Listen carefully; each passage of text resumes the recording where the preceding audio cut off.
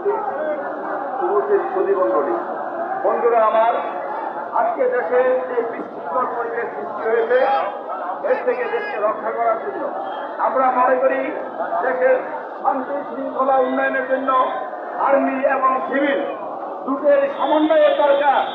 কেউ তাকে বাদ দিয়ে দেশের উন্নয়ন করতে পারবে না, স্থিতিশীলতা আনতে পারবে না।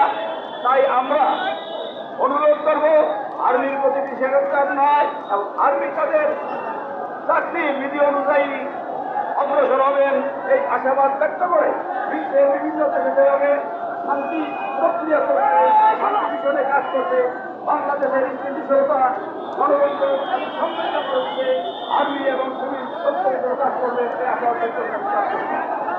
ধন্যবাদ।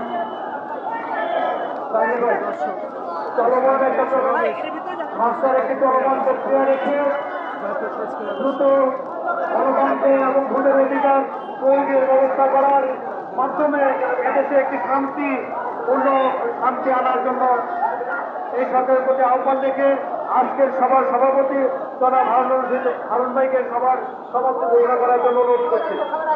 আসসালামু আলাইকুম। আজকের অনুষ্ঠানের সুধীবৃন্দ, সাংবাদিক ভাই বোন, আমি এই মুহূর্তে আমাদের এই অনুষ্ঠান থেকে শান্তিরা কমিশনে এবং বৈষম্য বিরোধী ছাত্র আন্দোলনের মুক্তিযুদ্ধের সহিত সবার রোহের মাঠ ফেরত কামনা করছি।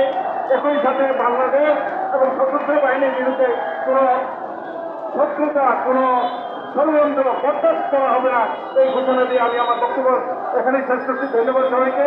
এখন অনুষ্ঠানে সংক্ষিপ্ত মনোযোগ সরকার বিশিষ্ট সাংবাদিক, কলামিস্ট, বুদ্ধিজীবী জনাব কালাম ভাইজি। একবার পুরো মাঠে এবং